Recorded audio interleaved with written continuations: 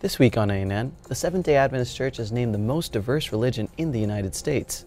2 burning crosses are found in front of an Adventist church in the U.S. state of Texas. And Adventist youth in Honduras share a message of hope during a nationwide protest. These stories and more coming up.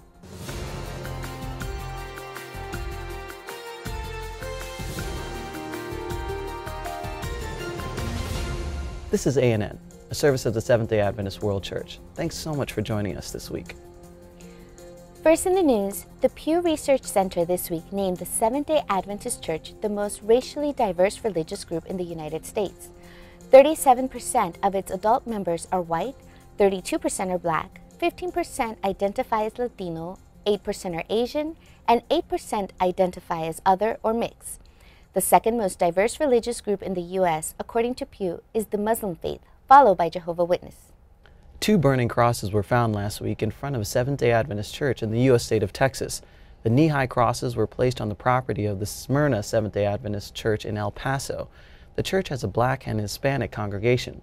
According to the El Paso Times, the El Paso Police Department Homeland Security Section is currently investigating the incident. While more than 10,000 people marched through Honduras' major cities to protest corrupt government last week, Adventist youth gave protesters messages of hope.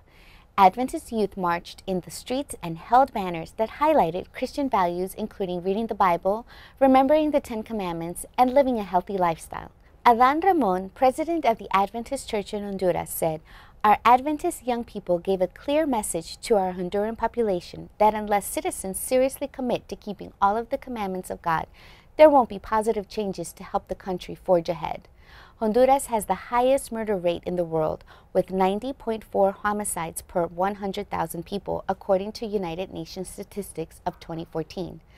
Ramos says while residents await for the implementation of new initiatives for the country, he hopes the messages the Adventist youth shared encouraged others to stay hopeful and positive. An Adventist university became the first healthcare university in the U.S. to offer a specialized teacher training program to work with individuals who have cerebral palsy, spina bifida, and other motor challenges. Adventist University of Health Sciences, or ADU, announced its new Bachelor of Science program for Conductive Education, or CE, earlier this month, as well as a certificate program in CE for students currently holding their bachelor's degree. This is also the first such program available in the southern region of the United States. Rosine Johnson, Executive Director for the Conductive Education Center of Orlando, told ADU, "Conductive education is a growing field, but there is a need for conductors to lead the programs without conductors. Centers cannot open and patients are left without the care they specifically need." She also said ADU's new CE program will increase that number and provide a solution for parents of children with special needs in Central Florida and around the world. Members of Myanmar's second largest ethnic minority group who live in North America celebrated 100 years of Adventist mission. The event took place last weekend in the U.S. state of Michigan. Andrews University sent this report. My name is Saku. My name is Tony Moon. I'm from Omaha, Nebraska. My name is Apple. I represent Indiana State. About 600 people from more than 15 different states and from outside the U.S. celebrated their centennial anniversary. It's a great joy to see all these people coming together to really remember the missionary. Trudy Starlin is with the Adventist Southeast Asia Projects, which helped plan this event. If it wasn't for the missionaries, they won't be where they're at, and their faith is much, much greater than anybody else that I've experienced. The Hare family are pioneers of the Adventist message to Burma. Now, 100 years later, they gather here to celebrate the Karen Centennial Adventist Reunion. One of the first missionaries to visit Burma in Southeast Asia was Eric B. Hare. He ministered to the Karen, a persecuted tribal group in the region. Many of the Karen people are refugees in North America today. 94-year-old Esther Hare is the daughter-in-law of Pastor Hare. Because they didn't have Christianity really before Dad Hare came. And he brought it to them. Pastor Hare's missions include writing. He wrote a lot of books, but it was to get people in this country to make contributions. A few special guests joined the centennial festivities. It's very thrilling.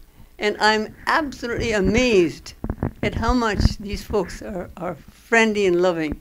They're so excited to see relatives of the Hares. How often do you get to celebrate 100-year anniversary of something in your lifetime?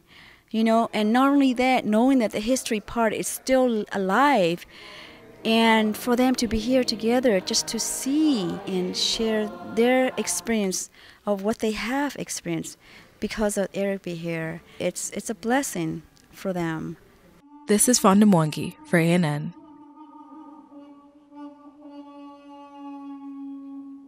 An Adventist church in East London last Saturday welcomed an African politician to its worship service.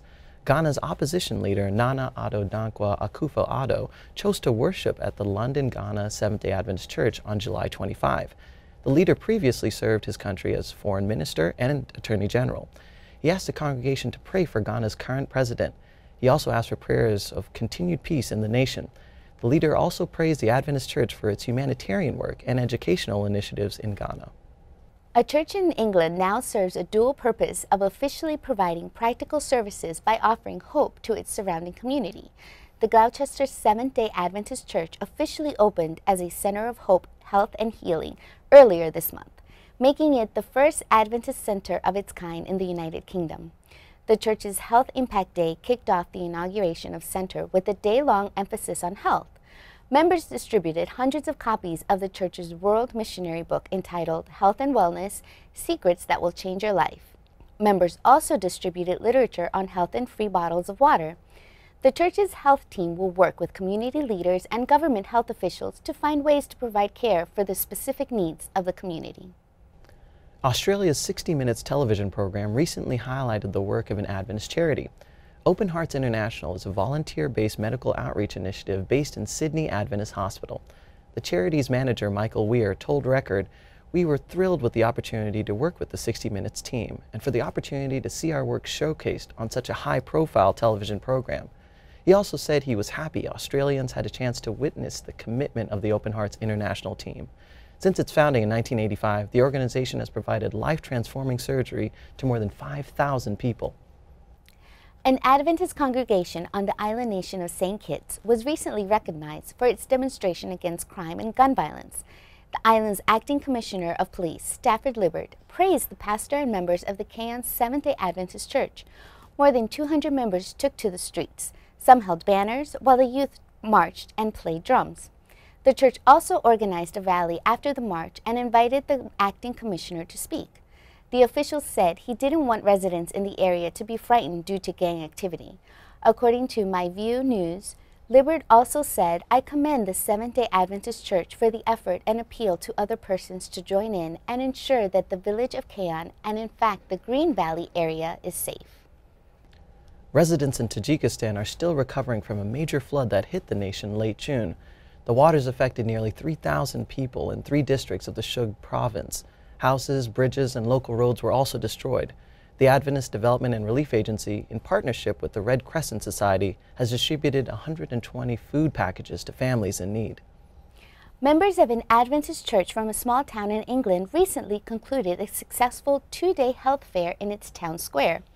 Members of all ages from the Seventh-day Adventist Church in Mount Folly, Bodmin, volunteered their time to interact with the townspeople and pass out giveaways, including balloons, toothbrushes, and toothpaste.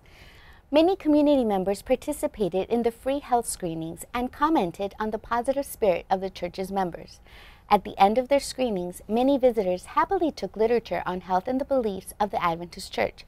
Some even expressed interest in attending the church's worship services. Many of the volunteers expressed the joy of participating in service and seeing how it blessed the community. Coming up, a church leader in the United States makes a memorable apology on behalf of his territory regarding race relations. And later, see how the Adventist Church can be a voice of change and reconciliation. Ich bin Gerald. Ich spreche Deutsch. Es gibt so viele gute adventistische Videos. Doch so wenige sind übersetzt. Du kannst uns helfen. Join the Amara translation and caption team today. Amara is easy to learn and fun. You can volunteer in your free time. Join this community today and provide great content in your language.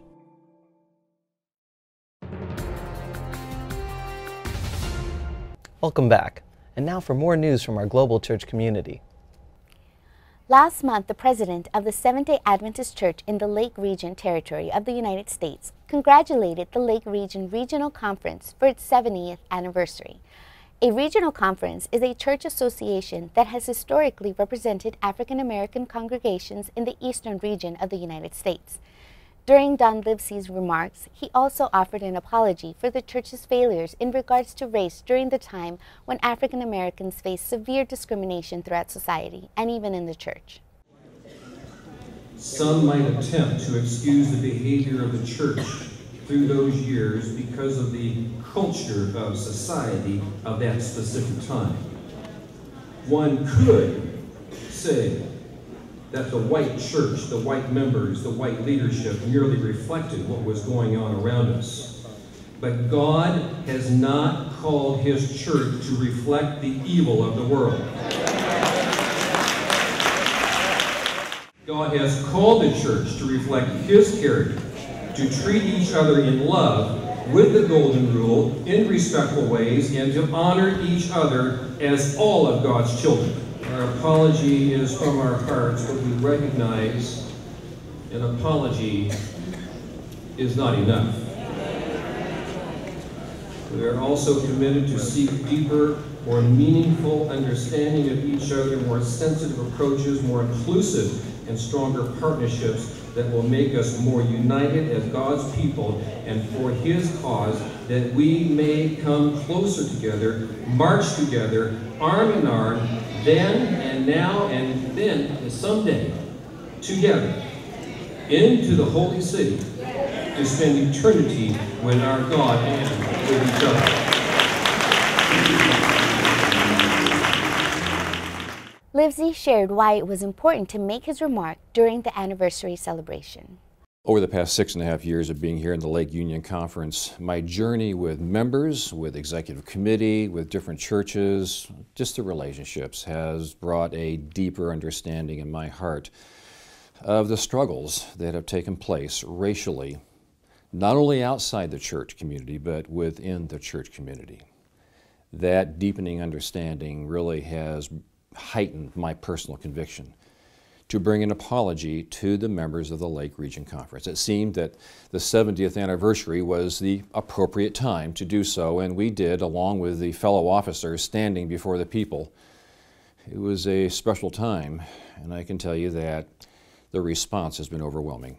As I've looked into the eyes of many individuals who have come to me, it is clear that there is a lot of pain in the past. But I'm also thrilled about the desire to move forward for mission for God's church. And this is the goal that we must all have, to work more closely together to reach our communities for Jesus. Earlier in today's program, we mentioned how the Seventh-day Adventist Church is the most racially diverse religion in the United States. While this is notable, we wanted to start a conversation about race relations and how Adventists could be a voice of change and reconciliation, not just within society, but internally as a body of God. Thank you. We're joined today in a conversation with Dr. Roscoe Howard. Dr. Howard has been a long-time lecturer and presenter on the topic of diversity, currently serves as a vice president for Adventist Health System, but has served as a vice president, a secretary for the North American Division, a president of the Mid-America Union. So you've had lots of experience and exposure in the Seventh-day Adventist Church. So thank you so much for being here today. Thank you, Garrett. It's a pleasure to be here. So first of all, I wanted to ask you, you've heard this, the results of this survey. Were you surprised to know that the Seventh-day Adventist Church was the most diverse church, a religious organization, not also counting non-Christian organizations? Did that surprise you a bit? It really didn't, because I believe our pioneers and those who started the church were very intentional about reaching people groups, and I think we've done a great job, not just in North America, but around the world. I think we're one of the most diverse churches around the world as well. So I guess my question is the diversity that represents itself within the United States and the Seventh-day Adventist Church a result of the fact that we're a global church, or is it also a fact that our outreach is able to kind of permeate the diversity that exists in North America? I think it's a combination of the two. I think more so it's a reflection of the diversity that actually exists in North America, because we have so many people groups in North America that need to be reached, and I think we're doing a good job of going into those communities. I think we've targeted different communities and made sure that the gospel has gone to those communities, and we've done a great job, especially in those communities where people are trying to actually climb up the socioeconomic ladder. I think our church presents a great path to going from probably all the way from, I would guess, immigrant status to second and third generation becoming middle-class citizens. Do you think that the church can make a positive contribution to the overall culture on the topic of race relations? I really believe the church can do a tremendous amount if it's willing to have the courage to really address this issue that has not really been addressed by any Christian church, to my knowledge, in its full capacity that it should be. I think what has now muddled the conversation is we have so many new immigrant groups flooding into the country before we've really had a chance to resolve some of the black-white issues in North America. And I think that's very evident by the election of an African-American president, where you then saw probably for the first time in the history of this country, a sense of this racial animus rise its ugly head in the newspaper, on the blogs, and the videos that you've never seen before. Now, it's interesting because when we post stories that touch on the topic of race within the context of our own church news network, sometimes we get feedback from some of our members that say, we shouldn't be talking about this. This is the kingdom of God. We shouldn't be dealing with these kind of ugly issues. But what do you think? Should we avoid it, or should we really foster a conversation within the context of the church? I think individuals who say we shouldn't be talking about this, I wouldn't say they're naive, but I would say that whenever you don't talk about issues, especially in the family, then you have issues that go underground and become steeped in almost, I would say, it becomes a disease that, if untreated, will actually bring about greater damage. And by not talking about it, certainly doesn't do away with it. Because there is an underlying and it's gone under the surface, doesn't mean that it doesn't need to be addressed. I think a lot of times we are fearful of talking about it because it might expose some of the feelings in our own hearts that we haven't examined, and we really don't want to face ourselves in light of the gospel. There is a history, some would say a dark, an ugly history of race relations at a certain point within the context of the Seventh-day Adventist Church in North America. Is this something, can we find healing by talking about it? Who should initiate the conversation? How do we make this happen? I think it's the responsibility, number one, of all pastors to initiate this conversation, the pulpit leaders, the people who speak to people every Sabbath or every weekend on Sundays, people who have influence, who are respected, must start this conversation. It may be swimming upstream for a little while, but I think they have to have the courage to have dialogue and have symposiums and really plunge the depths of what the issues really are. I think in this postmodern society, there are still things that haunt us that we have not taken account of because we have not discussed it. Excellent. Thank you very much, Dr. Roscoe Howard. I've appreciated having you here with us. Thank you so much. It's been a pleasure to be here. All right. Coming up, learn how to use the Snapchat social media app. But up next, hear inspiring stories from Adventist Mission.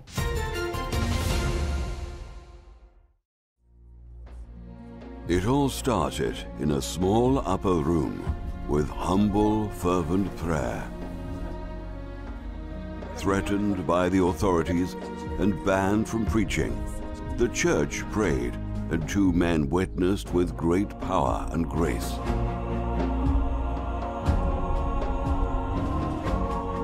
And people prayed everywhere in one accord, in repentance, with confession and humility. The lives of people were changed. Two men started out on a missionary journey that would turn the world as they knew it upside down. And the message went out to the world beyond. Corporate prayer helped a prisoner escape. A king requested that his people fast and pray, and the enemy was defeated. A battle won without the need to fight.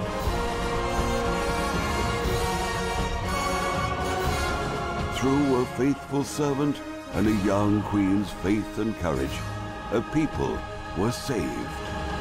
Stories in the Bible showing the power of united prayer. Welcome back. Gina Wallin has this report from Adventist Mission. Everyone loves a good story.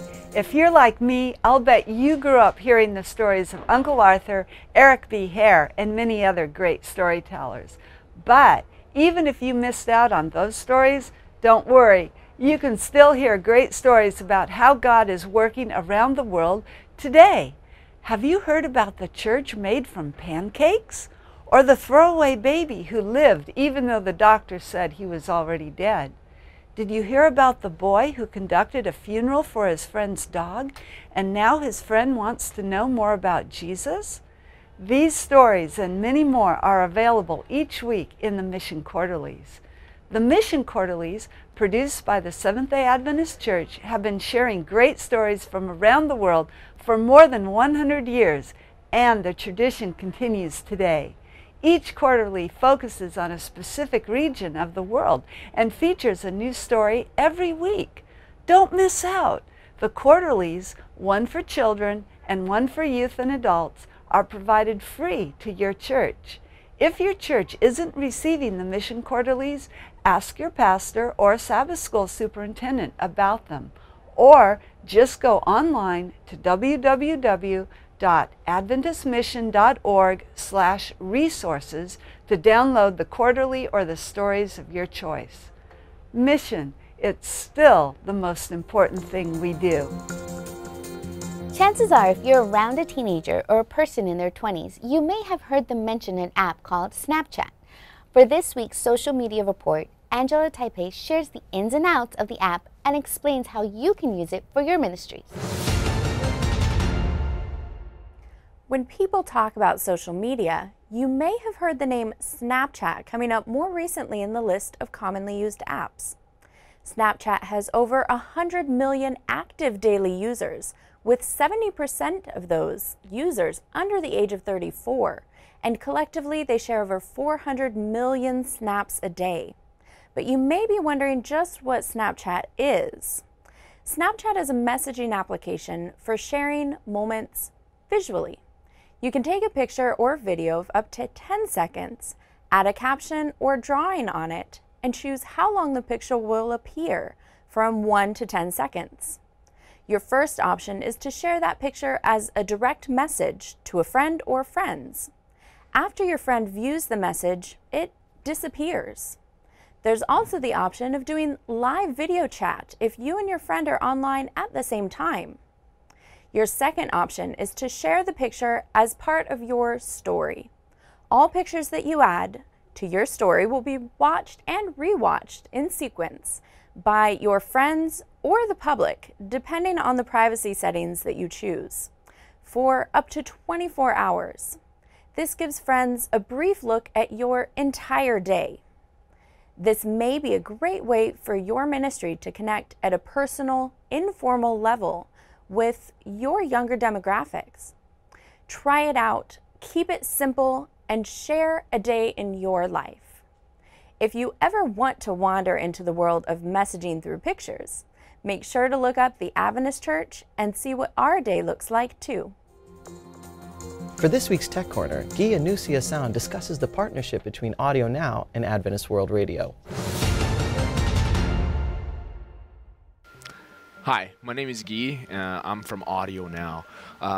Our company is a recent partner of AWR, and we work with broadcasters from all over the world, over 2,500 of them. And they broadcast in over 90 different languages and represent over 130 different nationalities. And I work closely with many of our faith-based broadcasters. And our mission is simple. We help broadcasters reach listeners on any phone, both smartphones and also phones without access to the internet. When I came across AWR, man, I was so struck and taken aback by how similar our fit really is. AWR is a global broadcaster with so many different languages and represents so many different people groups. I knew that could be a really good opportunity for us to work together. So after working with a great team there at Adventist World Radio, we launched 12 of their languages on our platform. And so as of now, anyone with any phone can simply call a number and use their voice minutes to listen to AWR programs. This is great for folks who don't have internet access and can simply use their voice minutes. In addition, we've also launched an app available worldwide so that listeners can listen to the programming on the go, download it when they have Wi-Fi, and listen to it when they don't. So it's a great way for AWR, and we're so excited to work with them because we can help expand their content to wherever there are listeners with any single phone. Now let's turn to David Trim for a look at Adventist history. This week, learn about the first Adventist missionaries in Madeira. Welcome to This Week in Adventist History. On July 27, 1935, Irwin Evans, General Vice President of the General Conference, preached at Gitwe Mission in the south of the Belgian colony of Rwanda. He was the first General Conference official to visit what is today the nation of Rwanda. This photograph shows Evans on his visit to Gitwe with two local chiefs who had both recently been baptized Seventh-day Adventists. July 29, 1932 saw the baptism of the first 14 converts to Adventism in Madeira, part of an island chain in the Atlantic Ocean which are part of Portugal. American pastor Ernest Mansell, who with his wife Edith had become the first Adventist missionaries to Madeira in 1930, had held evangelistic meetings in Madeira, and he conducted the baptisms.